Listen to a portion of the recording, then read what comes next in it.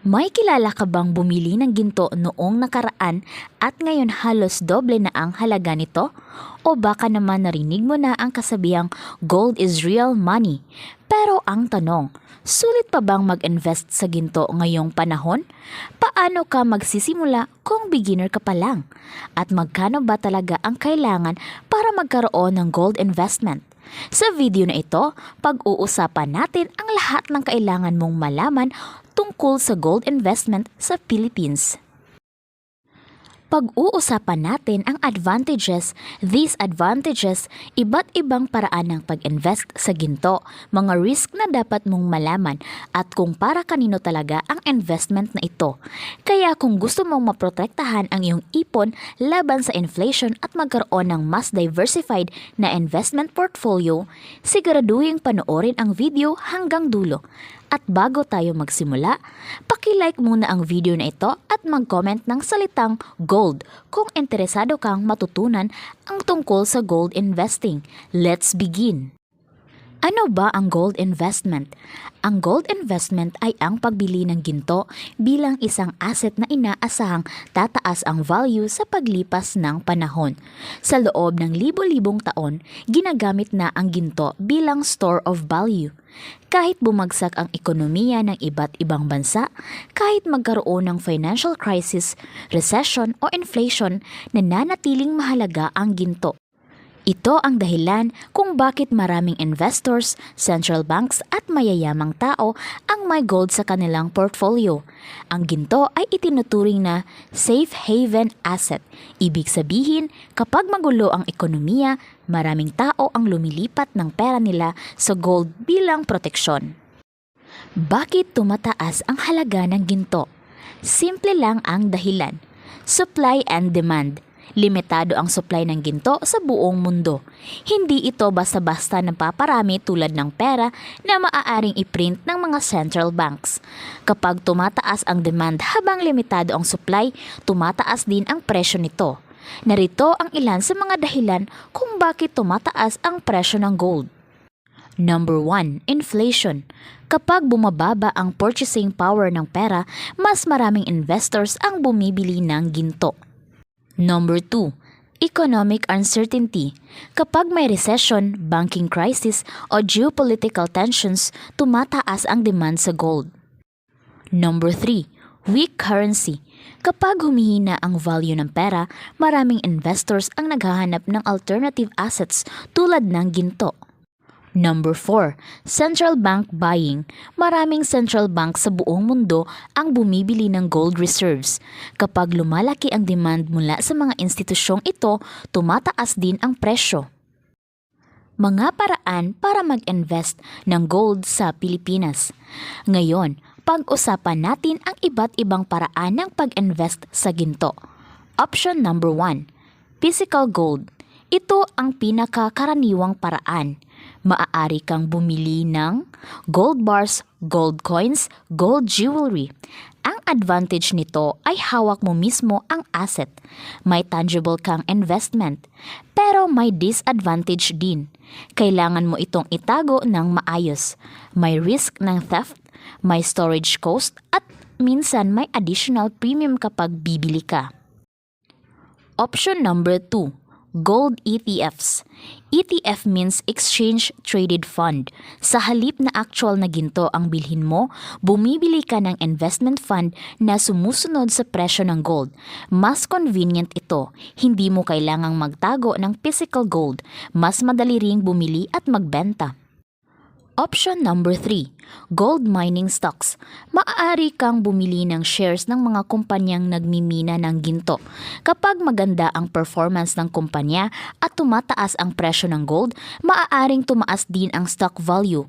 Pero tandaan, mas mataas ang risk nito kumpara sa paghawak ng actual gold. Option number 4. Gold mutual funds. Ito ay professionally managed funds na maaaring may exposure sa gold-related assets. Magandang option ito para sa mga beginners na ayaw mag-manage ng sariling investments. Advantages ng gold investment. Bakit maraming investors ang naglalagay ng bahagi ng kanilang portfolio sa ginto? Narito ang mga dahilan. Number 1, protection against inflation. Habang tumatagal, bumababa ang value ng cash dahil sa inflation, pero ang gold ay kadalasang tumataas ang value sa mahabang panahon. Number 2, diversification. Hindi magandang ilagay lahat ng pera sa isang investment lang. Ang gold ay maaaring makatulong na mabawasan ang overall risk ng portfolio. Number 3, global acceptance. Kahit saan ka pumunta sa mundo, may value ang ginto. Number 4, crisis protection. Kapag may economic crisis, kadalasang tumataas ang demand sa gold.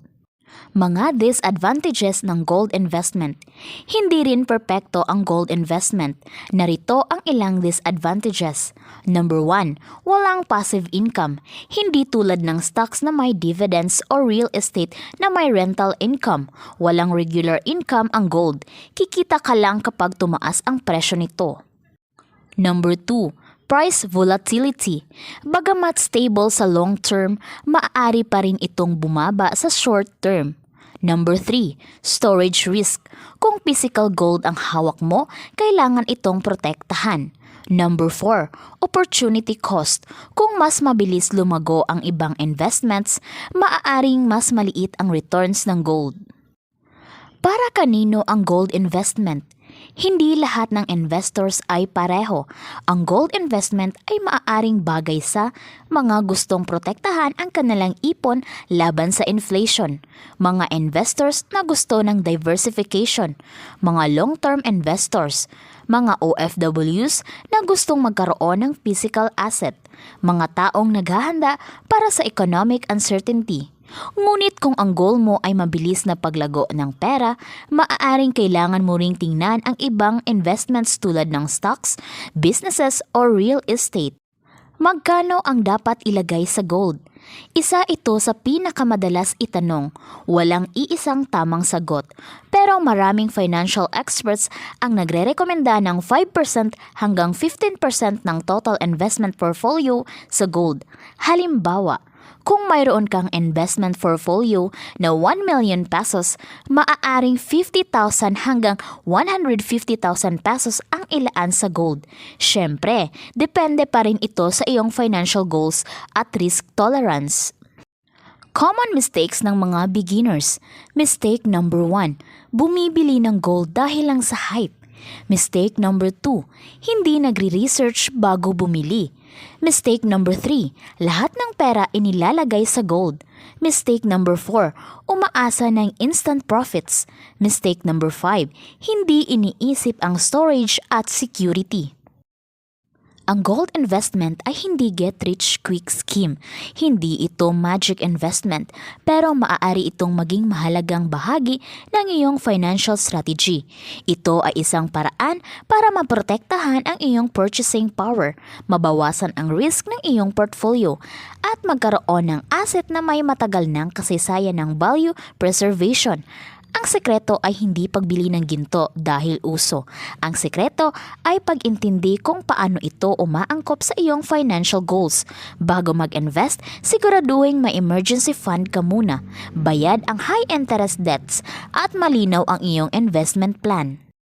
Kung may natutunan ka sa video na ito, paki-hit ang like button. At kung may tanong ka tungkol sa gold investment, i-comment mo sa baba. Gusto ko ring malaman, kung may extra kang 100,000 pesos ngayon, magkano ang ilalaan mo sa gold investment? I-comment mo ang sagot mo sa baba.